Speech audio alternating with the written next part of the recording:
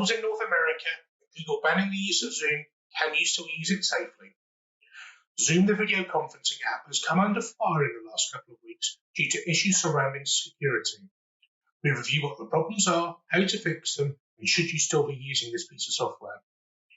There are a couple of issues around Zoom, one of which is increased Zoom bombing, which is where users guess your meeting and relatively easy, once your meeting started, play graphic or hateful content, which isn't particularly nice if you're on a sales call. The next is that any software that becomes widely used, the value of finding exploits in the software becomes more valuable. This means that hackers are taking more notice of this software as the value of finding exploits increases. So to counteract this, Zoom has brought the former Facebook and Yahoo Chief of Security Officer, Alex Stamos, to improve the software security on the 8th of April 2020. In terms of stopping Zoom bombing, my key points to use Zoom as safely as possible are: 1. Use the waiting room feature and manually grant access to users in the conversation room. 2. Don't share your meeting room ID on any public platform. 3. Set the default room to allow only yourself to be able to share your screen. This can easily be changed during the meeting later on. And then finally, lock the meeting room once everyone is in. So Zoom is probably safe for coffee shop type conversations, but if I wanted something totally secure, I might consider something different, at least in the short term. Did you know that Google's parent company, Alphabet, has just completed its first 1,000 drone deliveries? Alphabet Incorporated has been testing the service in a rural region of Virginia since it got federal government approval last October. Alphabet describes the system as a way to fulfill orders within minutes in a way that produces less CO2 than a land-based solution. The Mockingbird Cafe in Christiansburg sold 50% more pastries and coffee through Wings drones in its first weekend with the delivery than it typically sold in-store prior to the virus-related business disruptions. Deliveries from Walgreens, also involved in the test, delivered mostly toilet paper, medicine, and toothpastes. The power of YouTube.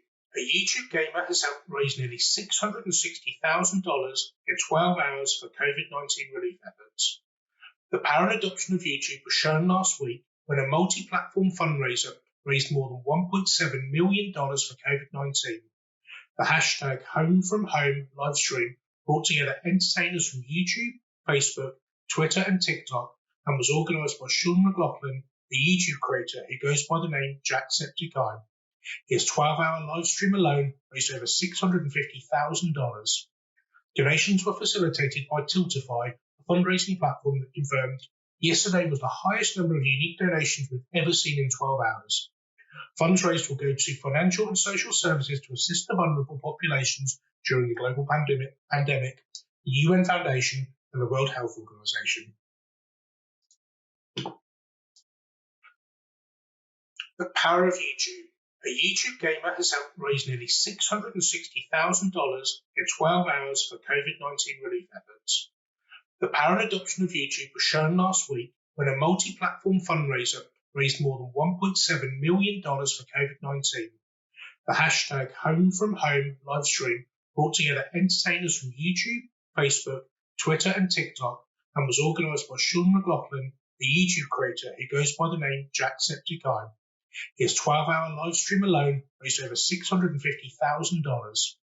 Donations were facilitated by Tiltify, a fundraising platform that confirmed yesterday was the highest number of unique donations we've ever seen in 12 hours. Funds raised will go to financial and social services to assist the vulnerable populations during the global pandemic, the UN Foundation, and the World Health Organization. Twitter is now sharing more data with its advertisers. Twitter has made an update to its privacy settings. An option in Twitter's privacy settings called Share Your Data with Twitter's Business Partners used to let you disable sharing of information regarding the ads on the channel you've watched or engaged with.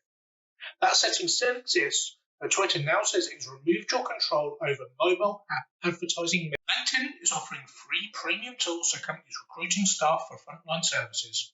Straight from LinkedIn, they've said hiring has changed dramatically in response to coronavirus pandemic. More than ever, we want to help support the well-being of global communities. We've seen healthcare job posts on LinkedIn increase by 35% since the outbreak began. Similarly, supply chains, supermarkets, and freight delivery services are working around the clock to provide resources. To help, LinkedIn is offering free job posts for critical organizations who need to quickly find skilled workers to fill critical roles. It's the least they can do to support those who are working tirelessly for all of us.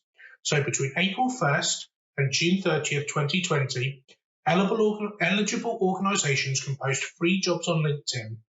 All jobs posted in these categories will receive extra promotion to highly relevant candidates in your area through the special Urgently Hiring job category. Job posters can start a screening question to filter applicants who are available to start immediately. Here are the essential organisations with access to these free jobs.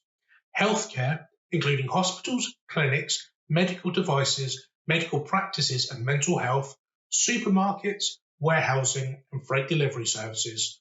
For more information, visit business.linkedin.com/talent-solutions/urgent-hiring. Don't forget to get these updates straight to your inbox. Subscribe using the link in the description.